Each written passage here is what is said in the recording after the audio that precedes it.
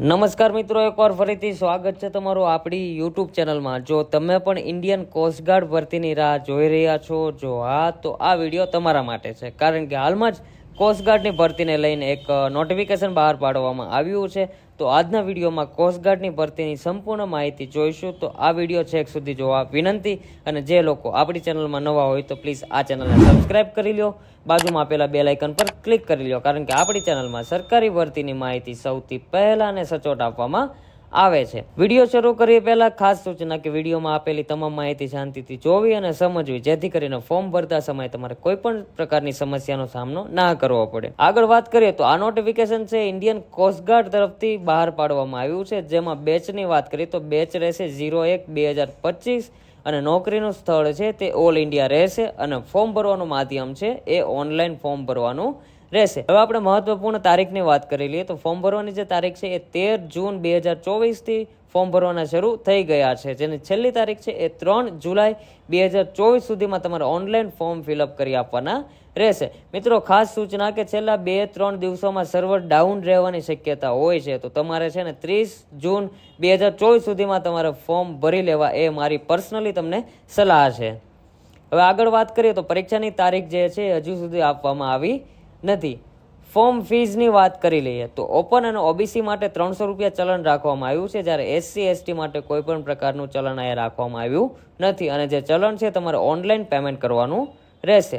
હવે ઉંમર મર્યાદાની વાત કરી લઈએ તો ઉંમર મર્યાદા જે છે એ 1 માર્ચ 2003થી લઈને 28 ફેબ્રુઆરી 2007ની વચ્ચે જન્મેલા વિદ્યાર્થીઓ ફોર્મ ભરી શકે છે. આ સાથે 5 વર્ષ SC માટે અને 3 વર્ષ OBC માટે છૂટ રાખવામાં આવી છે. એટલે કે SC માટેના જે વિદ્યાર્થીઓ છે તેને 5 વર્ષની છૂટમાં જોઈએ આપણે તો જન્મ તારીખ જે છે એ 1/3/1998થી લઈને 28/2/2007 સુધીના જે ઉમેદવાર હોય છે અહીંયા એપ્લાય કરી શકે છે. ઓબીસી માટે 3 વર્ષની છૂટમાં જોઈએ આપણે તો 1/3/2000થી લઈને 28/2/2007ની વચ્ચે જે વિદ્યાર્થીની જન્મ તારીખ આવતી હોય તે વિદ્યાર્થીઓ અહીંયા એપ્લાય કરી શકે છે. ફરી એકવાર આ જે જન્મ તારીખ છે એ નોટ કરી લેજો, જેથી ફોર્મ ભરતા સમયે તમારે કોઈ પણ તકલીફ ના થાય. આગળ વાત કરીએ તો આ ભરતીમાં રાજ્યોના છે ને ઝોન પ્રમાણે વહેંચવામાં આવ્યા છે. તેમાં આપણે જોઈએ તો નોર્થ ઝોનમાં જે છે Jammu and Kashmir, NCT of Delhi, Haryana, Punjab, Rajasthan, Uttar Pradesh, Himachal Pradesh, Uttarakhand ને ચંદીગઢ, આ બધા રાજ્યને નોર્થ ઝોનમાં લેવામાં આવ્યા છે. હવે વેસ્ટ ઝોનની વાત કરીએ તો છત્તીસગઢ, મહારાષ્ટ્ર, કેરલા, મધ્યપ્રદેશ, કર્ણાટક, ગોવા, દાદરાનગર હવેલી, દમણ એન્ડ દીવ અને લક્ષદ્વીપને આટલા રાજ્યને વેસ્ટ ઝોનમાં લેવામાં આવ્યા છે. જ્યારે નોર્થ ઇસ્ટની વાત કરીએ તો તેમાં બિહાર, વેસ્ટ બંગાળ, ઝારખંડ, અસમ, ત્રિપુરા, મેઘાલય, મણિપુર, નાગાલેન્ડ, અરુણાચલ પ્રદેશ, મિઝોરમ, સિક્કિમ ને ઓરિસ્સા.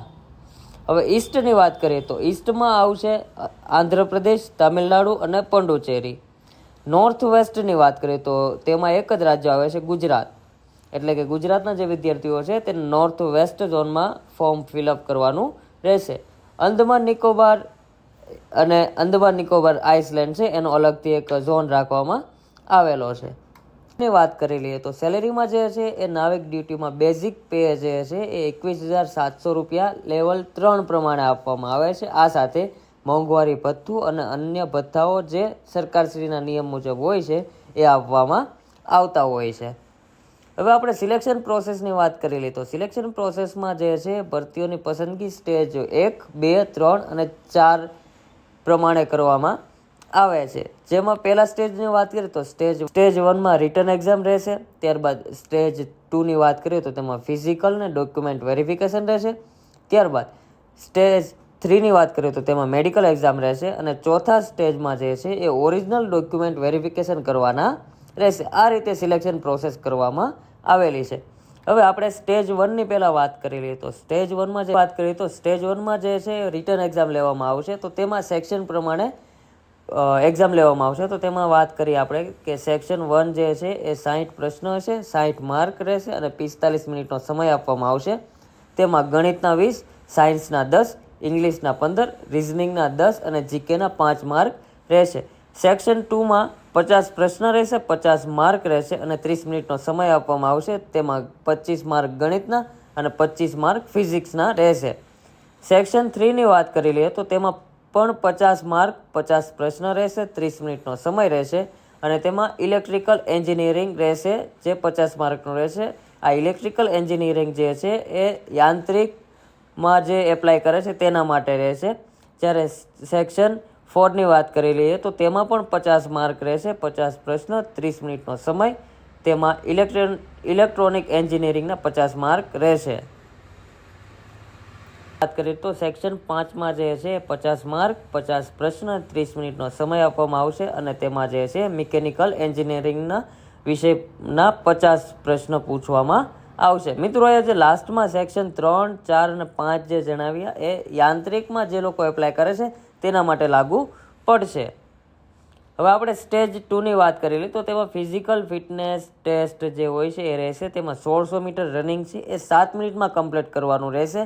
આ સાથે 20 ઉઠક બેઠક રહેશે, 10 પુશઅપ રહેશે અને મિનિમમ હાઇટ છે એ 157 સેન્ટીમીટર હાઇટ રાખવામાં આવેલી છે.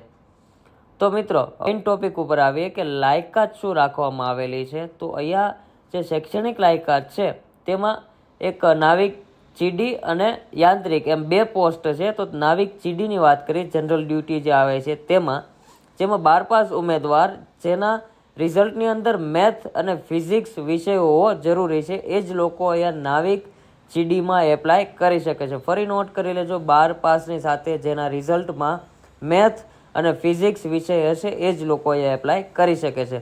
હવે યાંત્રિકની વાત કરીએ તો યાંત્રિકમાં 10 પાસની સાથે સાથે ડિપ્લોમા જેમાં electrical, mechanical, electronics, telecommunication, radio, power engineering જે આવતું હોય છે જેનો સમયગાળો 3 થી 4 વર્ષનો હોય એ જ લોકો યાંત્રિકમાં એપ્લાય કરી શકે છે.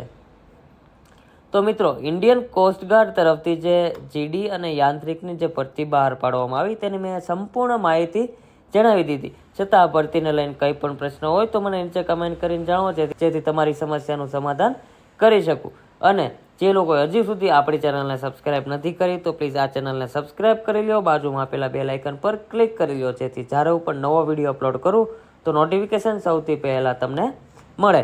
એ સાથે મળીએ નેક્સ્ટ વિડીયોમાં. જય હિન્દ, જય ભારત.